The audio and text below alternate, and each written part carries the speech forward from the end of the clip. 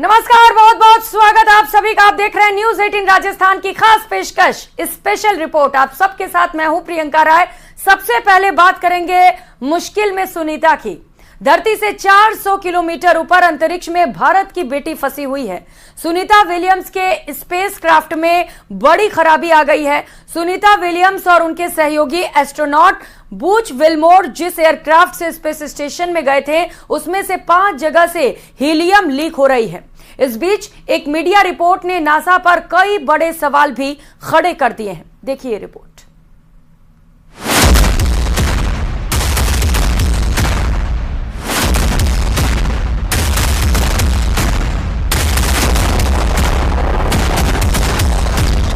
क्या नासा की गलती से मुश्किल हुई सुनीता की वापसी? क्या नासा ने नजरअंदाज की हीलियम लीक की बात? क्या नासा को पहले से पता था स्टार लाइनर में हीलियम लीक है? सारी दुनिया की निगाहें इस वक्त नासा पर लगी हुई हैं। लोग जानना चाहते हैं कि सुनीता विलियम्स और उनके साथी बुच विल्मोर कब तक धरती पर वापस आएंगे। लगातार वापसी की तारीख में बदलाव किया जा रहा है। लगातार नासा की तरफ से अलग अलग बयान आ रहे हैं, जिसने लोगों की धड़कनें और बढ़ा दी हैं। इसके साथ ही बड़ा सवाल यह भी कि नासा को स्पेसक्राफ्ट में हीलियम लीक के बारे में पहले से पता था और नासा ने स्पेसक्राफ्ट की खामियों को नजरअंदाज कर उसे स्पेस स्टेशन में भेज दिया।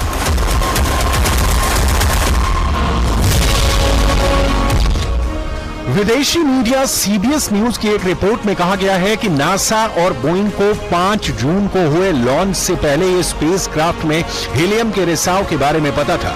रिपोर्ट के मुताबिक इसके बावजूद उन्होंने रिसाव को बड़ा खतरा नहीं माना और लॉन्च नहीं रोका। इसके बाद 25 घंटे की उड़ान के दौरान जब स्टार लाइनर ऑर्बिट में पहुंचा तो इसमें 4 और जगहों से हीलियम गैस लीक होने लगी। एक थ्रस्टर खराब हो गया। तो क्या नासा ने खराब रॉकेट से सुनीता को अंतरिक्ष में भेज दिया?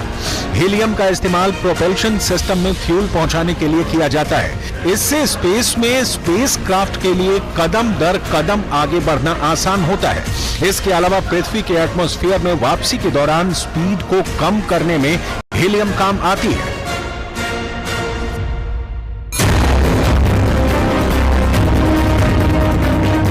ये तस्वीरें हैं 5 जून की, जब सुनीता विलियम्स स्पेस सूट में अंतरिक्ष में नए मिशन पर जाने के लिए पूरी तरह से तैयार थीं।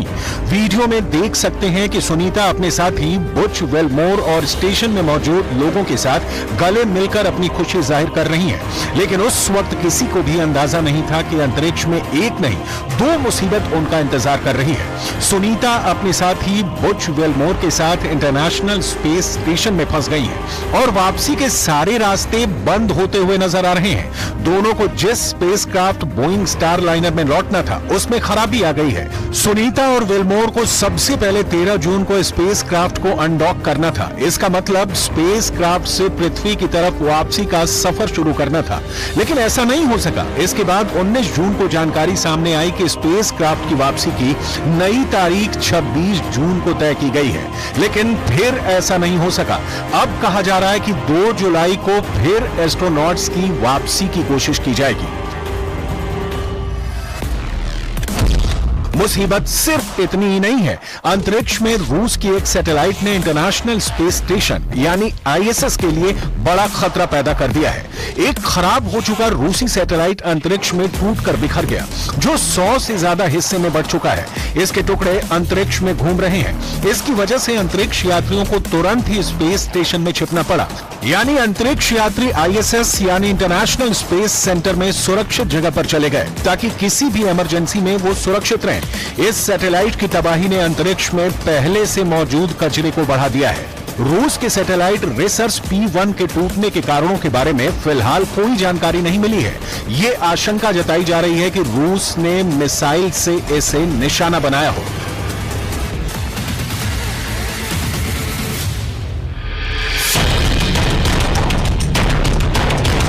रूस पर नजरें इसलिए हैं क्योंकि रूस इससे पहले साल 2021 के प्लेसेट्स रॉकेट साइट से लॉन्च की गई जमीन आधारित एंटी सैटेलाइट ए-सैट मिसाइल से एक सैटेलाइट को तबाह कर दिया था।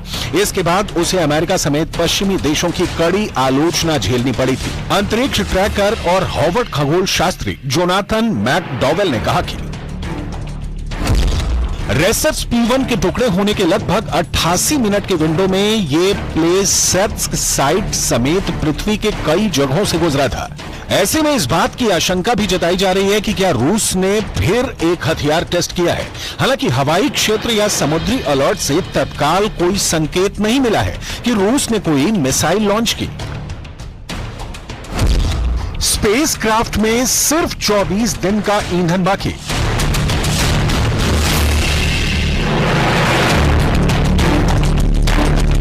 बोइंग का स्टारलाइनर स्पेसक्राफ्ट सिर्फ 45 दिन तक स्पेस स्टेशन में रुक सकता है। स्पेसक्राफ्ट को स्टेशन में डॉक करने के बाद करीब 22 दिन हो चुके हैं। स्टारलाइनर स्पेस स्टेशन के हार्मनी नाम के जिस मॉड्यूल से जुड़ा है उसकी फ्यूल कैपेसिटी सीमित होती है, इसलिए 45 दिन के बाद स्पेसक्राफ्ट को सुरक्षित तरीके से अनडॉक नहीं किया जा सकता। इस समय सीमा के पूरा होने के बाद सुनीता और विल्मोर को दूसरे एयरक्राफ्ट से वापस लाने की व्यवस्था करनी होगी। ऐसे में स्पेस एक्स का क्रू ड्रैगन और रूसी स्पेसक्राफ्ट सोयूज दोनों एस्ट्रोनॉट्स को वापस धरती पर ला सकते हैं। इन्हें इस तरह डिजाइन किया गया है कि ये तय समय पर लॉन्च किए जा सके।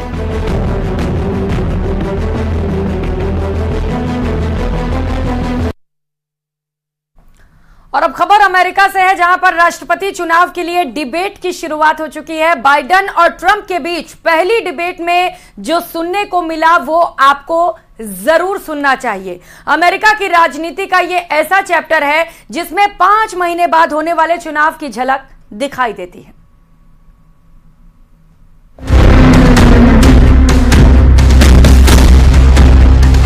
तीखी, धारदार, जोरदार, आरोप प्रत्यारोप से भरपूर अमेरिका के राष्ट्रपति चुनाव यानी प्रेसिडेंशियल डिबेट में वर्तमान राष्ट्रपति जो बाइडेन और पूर्व राष्ट्रपति डोनाल्ड ट्रंप के बीच जो बहस हुई उसे आपको भी जरूर सुनना चाहिए। दोनों के बीच 75 मिनट की धमाकेदार बहस हुई, जिसमें 40 मिनट 12 सेकंड डोनाल्ड ट्रंप बोले और ट्रंप से 5 मिनट कम यानी 35 मिनट 41 सेकंड जो बाइडेन बोले। अमेरिका में नवंबर के महीने में होने वाले राष्ट्रपति चुनाव से 5 महीने पहले बाइडेन और ट्रंप के बीच पहली प्रेसिडेंशियल डिबेट को दुनिया भर ने चटखारे लेकर सुना। इस दौरान दोनों नेताओं ने एक दूसरे पर गंभीर आरोप लगाए और निजी हमले किए। ट्रंप ने बाइडेन को मंचूरियन कहा तो बाइडेन ने पोर्न स्टार से ट्रंप के संबंध को लेकर टिप्पणी की। When he talks about a convicted felon, his son is a convicted felon at a very high level. His son is convicted, going to be convicted probably numerous other times. Should have been convicted before, but his Justice Department let the statute of limitations lapse on the most important things. But he could be a convicted felon as soon as he gets out of office. Think of all the civil penalties you have. How many billions of dollars do you owe in civil penalties for molesting a woman in public, for doing a whole range of things, of having sex with a porn star on the night while your wife was pregnant? I mean, what are you talking about? You have the morals of an alley cat. यही नहीं, अभी और सुनिए। 4 सालों में Biden Trump की ये दूसरी मुलाकात थी, लेकिन बाइडेन ने हेलो कहा तो ट्रंप ने इसका जवाब तक देना गंवारा नहीं समझा। Finish up. We now have the largest deficit in the history of our country under this guy. We have the largest deficit with China. He gets paid by China. He's a Manchurian candidate. He gets money from China. So I think he's afraid to deal with them or something. But do you notice he never took out my terror? आलम ये रहा कि Biden और Trump ने एक दूसरे से हाथ तक नहीं मिलाया। बाइडेन ट्रंप के बीच की तल्खी यहीं खत्म नहीं होने वाली, अभी और बढ़ेगी। कितनी, ये कह पाना मुश्किल है। और अब बात मानसून की बारिश उत्तर प्रदेश उत्तराखंड ही नहीं बल्कि देश के अलग अलग हिस्सों में भी आफत बनकर बरस रही है। गुजरात में बारिश ने लोगों को परेशान कर रखा है। अपनी टीवी स्क्रीन पर आप इससे जुड़ी 8 अलग अलग तस्वीरें देख सकते हैं कि बारिश किस कदर आफत बन के बरस रही है। तस्वीर देखिए, पहली तस्वीर गुजरात के बोटाद से है, बिहार के बाढ़ से ये तस्वीर, मध्य प्रदेश के देवास से, उत्तर प्रदेश के संभल से, उत्तर प्रदेश से एक और तस्वीर मथुरा से है, उत्तराखंड के हरिद्वार से तस्वीर, उत्तराखंड के बद्रीनाथ और पंजाब के अमृतसर से, जहां पर लगभग हालात एक ही जैसे हैं। भीषण गर्मी से राहत जरूर मिली है लेकिन सड़कों का बुरा हाल है और ऐसे में लोगों को करना पड़ रहा है भारी परेशानियों का सामना।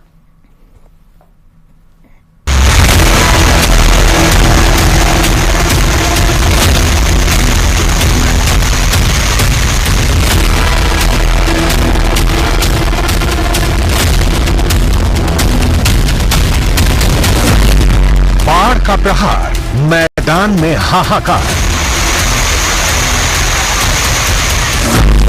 कुदरत के रौद्र रूप से पहाड़ों में आई तबाही।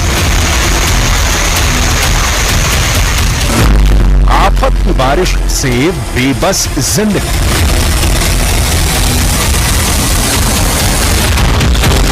बारिश के शुरू होते ही चारों तरफ हाहाकार मचना शुरू हो गया। क्या मैदान, क्या पहाड़, हर जगह कोहराम मचा है।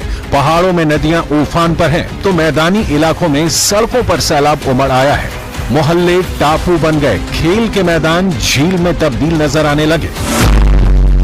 खिलौने की तरह बही गाड़ियां, हरिद्वार, उत्तराखंड। कुदरत का कहर क्या होता है, बारिश का खौफ क्या होता है और बर्बादी का नाम क्या है, इन तस्वीरों को देखकर अंदाजा लगाया जा सकता है। एक दो नहीं बल्कि दर्जनों गाड़ियां पानी में ऐसे ही बहने लगी जैसे कोई खिलौना हो। तस्वीरें उत्तराखंड के हरिद्वार की हैं, जहां गंगा नदी का जलस्तर अचानक से बढ़ने पर बर्बादी का मंजर नजर आने लगा। वहां मौजूद इन गाड़ियों के मालिकों की गलती ये थी कि अपनी अपनी गाड़ियों को पार्किंग के बजाय सूखी नदी के किनारे खड़ी कर दी थी। तभी गंगा नदी का जलस्तर बढ़ा। देखते देखते सैलाब वहां खड़ी गाड़ियों को बहा ले गया।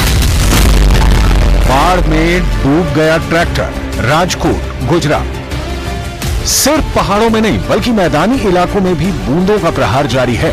ये तस्वीरें गुजरात के राजकोट की हैं, जहां नदी में रेत भरने पहुंचा ट्रैक्टर सवार पानी में डूबा नजर आया। बताया गया कि नदी में अचानक से जलस्तर बढ़ गया और ये ट्रैक्टर उसमें डूब गया। गनीमत ये रही कि वहीं एक खुदाई करने वाली मशीन मौजूद थी, जिसके सहारे ट्रैक्टर को बाहर निकाला गया। सीढ़ियों पर बहने लगा झरना, पंचमहाल, गुजरात।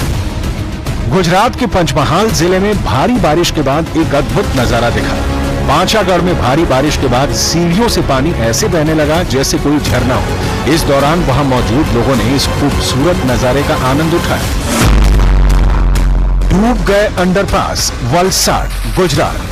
गुजरात के कई जिले बाढ़ के खतरे में हैं। भारी बारिश के बाद वलसाड में कई अंडरपास डूबे नजर आए, सड़कें पानी में डूबी नजर आई। सड़कों पर सैलाब, सूरत, गुजरात। मूसलाधार बारिश ने सूरत शहर की सूरत ही बिगाड़ दी। बारिश के पानी से सूरत के कई सड़कों पर सैलाब नजर आया। कई इलाकों में तो सड़कों पर घुटनों तक पानी भरा दिखा। सड़क पर पानी भरने से लोगों को भारी परेशानी हुई। लोग अपने स्कूटर, मोटरसाइकिलों को धक्का देकर जाते दिखाई दिए। मोहल्ले बने टापू, चलने लगी नाव, मुरादाबाद। गुजरात जैसा हाल उत्तर प्रदेश के कई शहरों का है। मुरादाबाद में पानी इतना बरसा कि पूरा का पूरा मोहल्ला टापू बन गया। मुरादाबाद शहर के भोलेनाथ कॉलोनी में नाव चलने लगी। इस कॉलोनी में बाढ़ ने इस कदर कब्जा कर रखा है कि यहाँ मौजूद लोग 2 दिनों से अपने घरों में कैद हैं। मुरादाबाद के इस कॉलोनी में करीब 8 से 10 फीट तक बाढ़ का पानी है। सर ये कोई निकासी नहीं है, नाले का लेवल और ये एक हो जाता है। कितना पानी है? सर ये डूबा हुआ है, पानी डूब जाएगा इंसान। इतना पानी, कल एक बंदा निकल के गया था, बाल बाल बचा है। बहुत दिक्कत पड़ी, देख फिर घर भी हमारा सारा टूटा पड़ा, बत्ती नहीं, कुछ नहीं, पानी भर गया, बंदा सब में पानी भर गया। कैसे कर रहे हैं अब? क्या देखो कैसे कर रहे हैं। तो कहाँ का पानी आया है? ये नाले का पानी आया सर। बारिश के बाद जितना बारिश का न भरता जितना नाले का भरा। बाढ़ में समाया मोहल्ला, संभल, यूपी। अब आपको यूपी के एक और जिले की तस्वीर दिखाते हैं। संभल के तुर्तेपुर इल्हा इलाके से आई इन तस्वीरों में पूरा मोहल्ला जलमग्न दिखाई दिया। पूरा मोहल्ला टापू की शक्ल में नजर आने लगा। मोहल्ले में लोगों के घरों में बरसात का पानी भर गया, जिसके बाद जरूरी सामान लेकर लोग कहीं आते और जाते दिखाई दिए। सड़क पर आया सैलाब। मथुरा, यूपी। मथुरा में बारिश ने ऐसा कोहराम मचाया कि लोग सड़क पर कमर तक डूबे दिखाई देने लगे। सड़क किनारे पार्क की गई मोटरसाइकिलें डूबी दिखाई दी। यही नहीं, बारिश का पानी बलदेव से बीजेपी विधायक पूरन प्रकाश के घर में भी घुस गया। शहर के कई इलाकों में पानी जमा हो गया। कई इलाकों की सड़कें पानी में डूबी दिखी और गाड़ियां भी डूबी हुई नजर आई। बारिश के बाद यातायात पर ब्रेक लग गया, जिसके बाद कई जगह जमा हुए पानी को निकालने की भी कोशिश की गई। भारी बारिश से मुसीबत। झांसी, यूपी। यूपी के झांसी में बारिश के कोहराम से लोग त्रहिमाम करने लगे। ऐसा इसलिए क्योंकि नगर निगम की लापरवाही की वजह से बारिश के पानी की निकासी नहीं हो पाई है, जिसके बाद झांसी की सड़कें तालाब में बदल गई। यही नहीं, सड़क किनारे के नालों से पानी ऐसे बहने लगा जैसे कोई सैलाब हो। डूब गया सकसोहरा बाजार, पटना। पटना के बाढ़ अनुमंडल में आसमानी आफत का कहर बरपा है। थोड़ी देर में इतना पानी बरसा कि सकसोहरा बाजार ही डूब गया। दुकानों में पानी घुसने से दुकानदारों की आफत बढ़ गई। बाजार में इतना पानी बरसा कि सड़क पर लोग घुटने भर पानी में डूबे नजर आए।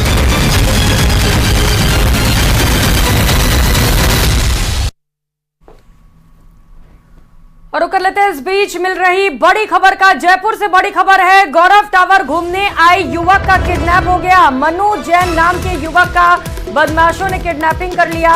मनु का किडनैप कर 7 लाख रुपयों की फिरौती मांगी गई है। रिश्तेदारों को फोन कर बदमाशों ने फिरौती की डिमांड की है।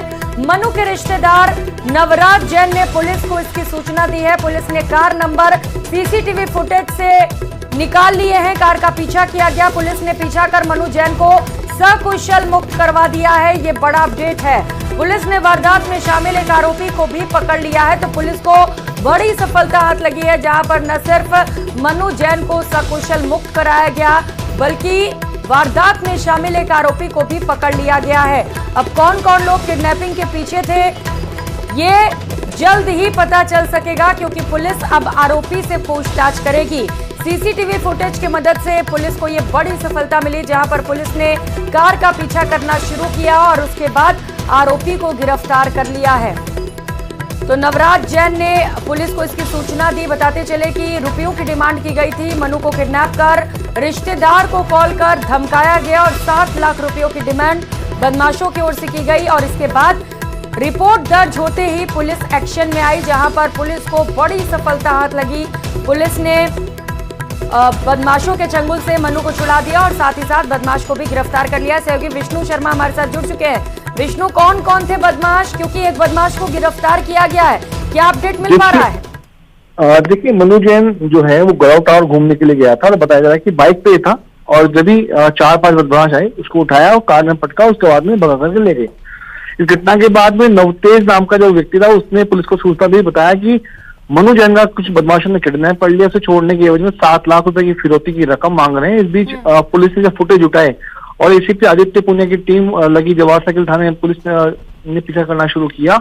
तो मनु जैन को जरूर पुलिस ने कुछ घंटों के भीतर ही छुड़ा दिया, लेकिन उसके बाद महज 2 दिनों के भीतर आज पुलिस ने एक संदिग्ध बदमाश को, जो इस वारदात में शामिल था, उससे टॉक की तरफ से पकड़ा है और अब उसे जयपुर की तरफ लाया जा रहा है। इस पूरे मामले में जो एक आरोपी था उसको पकड़ लिया गया है। यहाँ लाकर पूछताछ के बाद जो गैंग में शामिल और भी बदमाश थे, किडनैपिंग की वारदात में शामिल और भी बदमाश थे, उनका जो नाम पता करके अन्य बदमाशों की गिरफ्तारी भी की जाएगी। तो फिलहाल आरोपी का नाम जो है पुलिस अभी बता नहीं रही है। उनका कहना है कि पहले गहनता से पूछताछ करेंगे, उसके बाद ही इस गैंग का खुलासा करेंगे। तो माना जा सकता है कि आज रात तक इस वारदात में शामिल गैंग की जो है पूरी जानकारी सामने आ सकेगी। यानी कि पहले भी ये कई वारदात को अंजाम दे चुके हैं, इसे लेकर भी पूछताछ के बाद खुलासे होंगे और जो और आरोपी उन्हें भी जल्द से जल्द गिरफ्तार किया जा सकता है। आप नजर बनाए रखिएगा। विष्णु, धन्यवाद आपका। और चलिए अब आपको दिखाते हैं यूपी के मुरादाबाद जिले की तस्वीर, जहां का भोलानाथ कॉलोनी टापू में तब्दील हो चुका है। आलम यह है कि गलियों में नाव चल रहे हैं और नाव के सहारे लोगों की जिंदगी। देखने पर ऐसा लगता है मानो पानी में शहर बसा हो। देखिए,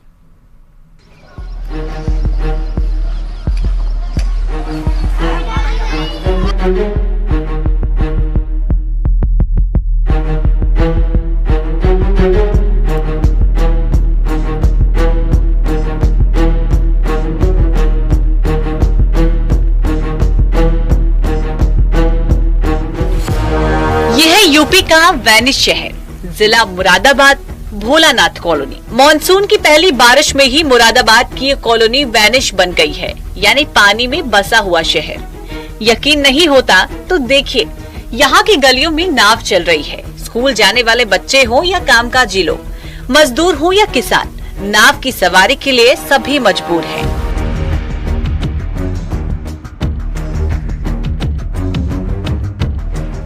भोलानाथ कॉलोनी की हर एक तस्वीर बताती है कि ये कॉलोनी टापू में तब्दील हो चुकी है। 6 फीट से ज्यादा पानी यहाँ घर कर चुका है। सभी घर इस पानी में समा चुकी हैं। लोगों की माने तो यहाँ हालात बेहद खराब है। सड़कों पर पानी है, मोहल्ले में पानी है, नाला टूट गया है, घरों में कीड़े मकोड़े घुस रहे हैं। पूरी स्थिति है, आप दिखाई दे रही है आपको। तो आजा कैसे रहे? नाव से आ रहे हैं। और ये क्या है, तालाब है क्या है? ये ढेर है, ढेर भरा हुआ है पूरा।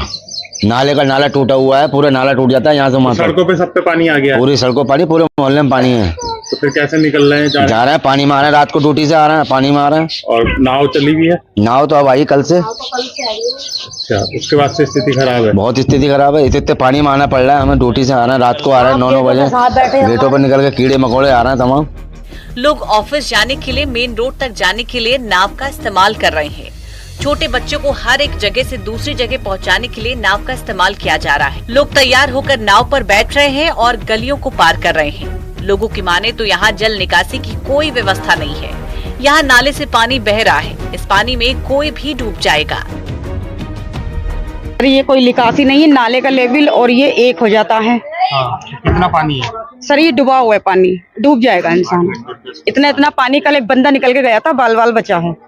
अच्छा, तो फिर आप कैसे जा रही हैं? सर अब नाव में जा रही हूँ। 3 दिन तक तो हम यहीं पे फंसे पड़े थे। अभी नाव आई है कल जना परसों से बस।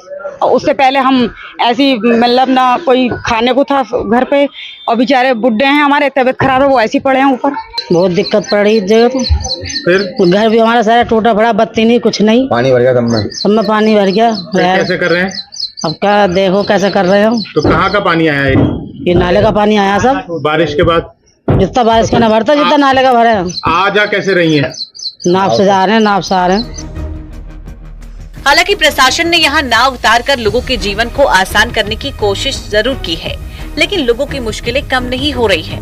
नाव के जरिए लोगों को सुरक्षित जगह पहुँचाया जा रहा है, खाने पीने की चीजें उन तक पहुँचाई जा रही है। लेकिन तालाब में तब्दील इस कॉलोनी में इस संकट से अभी निजात मिलता दिखाई नहीं दे रहा है, क्योंकि पानी अभी बहुत ज्यादा है। काफी पानी है, डुबाऊ पानी है यहाँ पर। तो फिर नाव में कैसी? नाव में इन्हें घर पहुँचाना, इन्हें नाव में लेकर आना, छोड़ कर आना। तो सड़कों पे भी पानी बहुत? सड़कों में पानी हुआ पड़ा था, सब में पानी पानी हो रहा है। सब में पानी पानी हो रहा है। तो फिर नाव लेकर आए हम लोग। तो उससे निकाल रहे हैं इन्हें, सब्जी वगैरह पहुँचा रहे हैं इनकी। इनकी जो भी राशन पानी सब नाव से पहुँचा रहे हैं। मिल लगे पड़े हैं इनकी रिश्ता में लोगों की। ऐसा एक साल नहीं, हर एक साल होता है। बारिश आती है और एक कॉलोनी टापू में तब्दील हो जाती है। फिर गलियों में इस तरह नाव चलती है और लोग मजबूर दिखते हैं। Bureau report, news 18।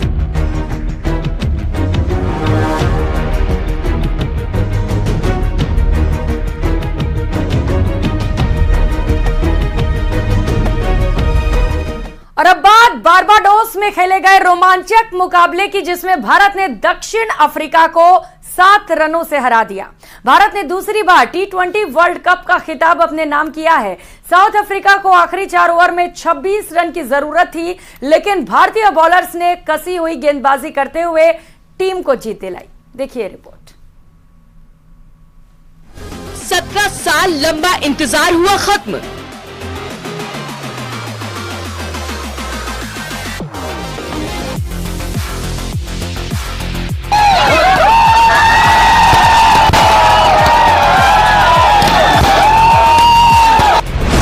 भारत दूसरी बार बना T20 विश्व चैंपियन।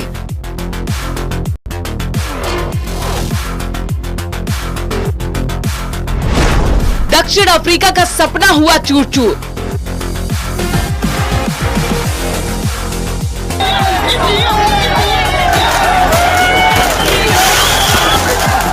भारतीय क्रिकेट टीम ने ICC T20 वर्ल्ड कप के फिनाले में दक्षिण अफ्रीका को हराकर दूसरी बार T20 विश्व कप का खिताब अपने नाम किया है। टीम इंडिया ने इससे पहले साल 2007 में महेंद्र सिंह धोनी की कप्तानी में पहला T20 विश्व कप अपने नाम किया था। T20 में जब आप आते हो आपको अलग अलग तरीके के शॉट्स खेलने पड़ते हैं स्टार्टिंग से ही, क्योंकि मैं ओपन करता हूँ, तो अपना अपना एक चैलेंज है फॉर्मेट में, और ऐसा चैलेंज ऐसा फॉर्मेट डिफरेंट फॉर्मेट खेलने में मजा भी उतना ही आता है, क्योंकि as a sportsman what we want at the end of the day is challenge. और कैप्टन में भी ऑब्वियसली है, मतलब टेस्ट मैच में आपका प्लान सेट है, फील्ड सेट है, बोलर्स आते हैं, काम करते हैं, and then you move 1 or 2 fielders here and there and you plan to a certain batter, किस बैटर को ऐसे आउट करना है। बट T20 में गेम फास्ट चलता है, आपको फील्ड प्लेसमेंट चेंज करने पड़ते हैं, बॉलर एक ओवर डाल के फिर दूसरे बॉलर को लाना पड़ता है, तो मजेदार फॉर्मेट है तीनों फॉर्मेट, और मैंने सर्टेनली अपने तीनों फॉर्मेट में इस चीज का काफी एंजॉय किया है। 2024 में भारत। इस बुलेटिन में फिलहाल इतना ही। आगे देखिए म्हारो राजस्थान। नमस्कार।